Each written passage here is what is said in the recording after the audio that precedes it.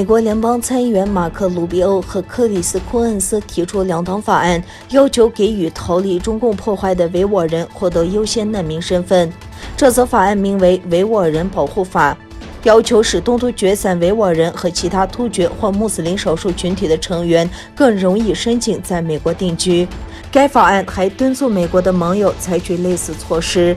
该法要求给予东突厥散的维吾尔人和其他穆斯林少数群体以优先级别为2级的难民地位。优先级为2的身份可以使维吾尔人不用经过联合国直接申请美国政府难民身份，从而减少了人们可能会在中转的第三国被驱逐的担忧。美国必须继续公开反对中共在东突厥散的侵犯人权行为，我们还必须为维吾尔人和所有因宗教或民族身份而面临破坏的人提供保证和保护。库恩斯在一份声明中说，为了有效地与中共竞争，我们必须做好自己，方式包括展现我们的价值观，并欢迎那些被不公正地关押在东突厥散或被迫逃离东突厥散的人。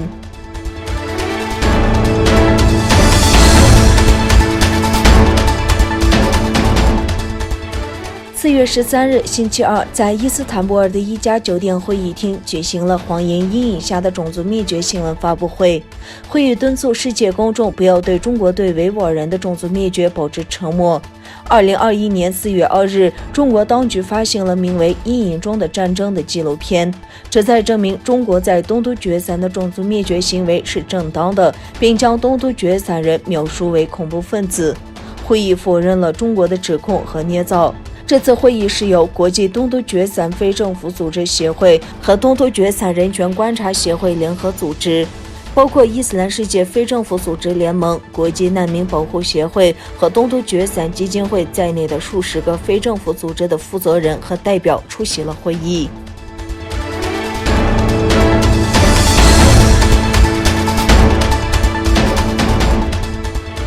美国国家情报总监办公室周二发布的一份报告称，中国致力主导全球局势的努力是美国国家安全面临的主要威胁，而俄罗斯破坏美国影响力、宣称自己是重要国家的作为也对美国构成了挑战。美国情报界认为，中国将继续利用举国之力扩大全球影响力，削弱美国的影响力，分化美国与盟邦之间的关系，并建立有利于中国体系的新国际准则。同时，中国领导人也将寻求战略机遇，在符合中国利益的情况下，试图降低与华府的紧张关系。美国国家情报总监海恩斯看待中国对美国构成的国家安全威胁时说，对美国情报圈来说，中国对美国构成的国家安全威胁现在是头等优先要务。中国已逐渐成为与美国几乎旗鼓相当的竞争者，不但在多个领域挑战美国，还推动改变国际规则，要朝向有利于中国专制体系的方向发展。他指出，俄罗斯也试图破坏美国的影响力，伊朗将对美国和盟友在中东的利益构成持续威胁，并努力破坏美国的影响力。随着朝鲜升级其常规军事能力，它对美国和盟友构成越来越大的威胁。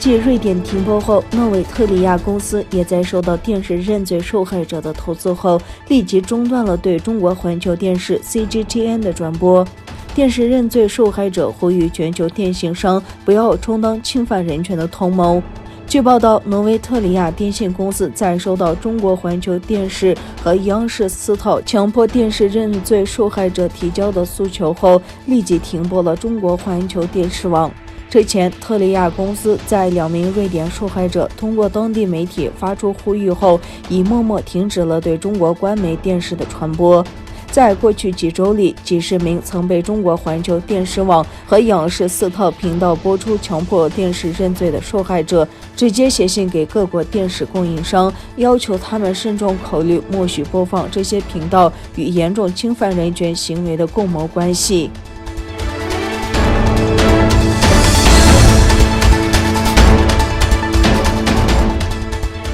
英国外交大臣多米尼克·拉布说，他们将支持在阿富汗服役的英国士兵的定期离境。